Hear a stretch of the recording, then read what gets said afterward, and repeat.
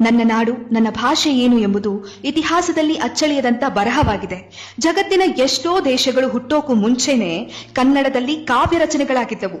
ಕರಿಯ ಕಂಡೊಡೆ ನಾಯಿ ಬೊಗಳಿದರೆ, ಅಂದರೆ ಆನೆಯನ್ನು ಕಂಡು ನಾಯಿ ಬೊಗಳಿದರೆ ಆನೆಯ ಸಾಮರ್ಥ್ಯ ಸ್ಥಾನ ಕಡಿಮೆಯಾಗುವುದೇ? ಆನೆಯ ಜೊತೆ ನಾಯಿ, ನರಿಯ ಜೊತೆ ಕತ್ತೆ ವಾದಕ್ಕೆ ಇಳಿದೊಡೆ ಕಸ್ತೂರಿ ಕನ್ನಡದ ಪರಿಮಳ ಅರಿವಿಗೆ ಬರುವುದೇ? ನನ್ನ ಭಾಷೆ ಸಂಸ್ಕೃತಿಯ ಹಿನ್ನೆಲೆ ಅರ್ಥ ಮಾಡಿಕೊಳ್ಳಲು ಇನ್ನೊಂದು ಜನ್ಮವೆತ್ತಬೇಕು. ಕೈಲಾಸ ಪರ್ವತದೆತ್ತರ ಕುಮಾರವ್ಯಾಸನ ಭಾರತ ಪಸರಿಸಿದೆ. ಕವಿರಾಜ ಮಾರ್ಗದಲ್ಲಿ ಸಾಗಬೇಕೆಂದರೆ ಶತಮಾನಗಳೇ ಬೇಕು. 2 ನಿಮಿಷದ ಭಾಷಣದಲ್ಲಿ ಭಾಷೆಯ ಭಾರವನ್ನು ಲೆಕ್ಕ ಹಾಕುವವರಿಗೆ ಮಲೆಗಳಲ್ಲಿನ ಮಧುಮಗಳ ಸೊಗಡು ಏನ್ ಗೊತ್ತು? ಕನ್ನಡ ಕಮಲದ ಹೂವಿನಂತಹ ಕನ್ನಡಿಗರ ಭಾವನೆ ಇದ್ದ ಹಾಗೆ.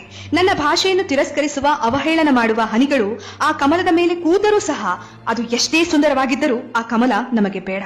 ಕನ್ನಡದ ನಮ್ಮ ಮಹಾಸಾಗರದೊಳ್ ಮಿಂದು ಅದರಲ್ಲಿ ಒಂದು ಬೊಗಸೆ ನೀರು ತರಲಿ. ನಂತರ ಹುಟ್ಟು ಉಗಮದ ಬಗ್ಗೆ ಯೋಚಿಸೋಣ. ನಮ್ಮ ಛಂದಸ್ಸು, ಅಲಂಕಾರ, ಭಾಷಾ ವೈವಿಧ್ಯ, ವ್ಯಾಕರಣ, ಗಮಕ, ಅಕ್ಷರಗಳನ್ನ ಶುದ್ಧವಾಗಿ ಉಚ್ಚರಿಸಲಿ. ನಂತರ ಭಾಷೆಯ ಉಗಮದ ಬಗ್ಗೆ ತಿಳಿಯೋಣ. ಕನ್ನಡಕ್ಕಾಗಿ ಹೃದಯವನ್ನೇ ಮೀಸಲಿಟ್ಟ ಕನ್ನಡಿಗರಿಗೆ ಕನ್ನಡಕ್ಕಾಗಿ ಕೈ ಎತ್ತುವುದು ಯಾವ ಲೆಕ್ಕ? ನಾಲಿಗೆ ಸೀಳಿ ನರಕಕ್ಕೆ ಇಳಿಸಿದ್ರು ಕನ್ನಡಾನೇ ಕನ್ನಡಿಗನ ಶಕ್ತಿ, ಉಸಿರು, ಜೀವಾಳ. ಹೃದಯ ಮನಸ್ಸು ಸಭೆ ಕರೆದಿರಲು, ಹೃದಯದ ಮಿಡಿತದ ಸತ್ತಿನ ಭಾಷೆ ಈ ಜಗತ್ತಿನಲ್ಲಿ ಯಾವುದು ಎಂದು ಚರ್ಚೆ ನಡೆದಿರಲು, ಎಲ್ಲಾ ಭಾಷೆಗಳು ಆಗಮಿಸಬೇಕಾಗಿ ವಿನಂತಿ ಎಂದು ಸಾರಿರಲು, ಮನದ ಬಯಲಲ್ಲಿ ಸೇರಿದವು ಅನ್ಯ ಭಾಷೆಗಳು ಸಂಭ್ರಮದಲ್ಲಿ.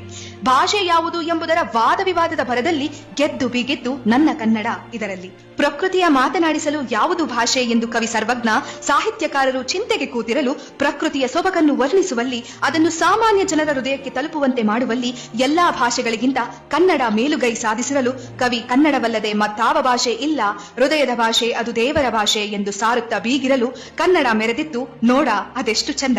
ಅಳುವ ಮಗುವಿಗೆ ತಾಯಿ ಎದೆ ಹಾಲು ಉಣಿಸಿದಂತೆ ಸಿಹಿಯ ಸಮಾಧಾನಕರ ಭಾಷೆ ಕನ್ನಡ ನೋಡ. ಹಸಿವು ಮರೆಸಿ ಅಳುವ ಕಂದ ಕೂಡ ನಿದ್ರೆಗೆ ಜಾರುವಂತೆ ಮಾಡುವ ಭಾಷೆ ಕನ್ನಡ ಲಾಲಿಪದ ನೋಡ. ಕಹಿಯನ್ನು ಸಿಹಿ ಮಾಡುವ ಸಾಮರ್ಥ್ಯ ಭಾಷೆ ಕನ್ನಡ ನೋಡ. ಏನ ಬರೆಯಲಿ ಪಾಮರನು ನಾನು, ಕನ್ನಡ ಕನ್ನಡ ಎಂದ ಕ್ಷಣವೇ ಮೈ ರೋಮಾಂಚನ.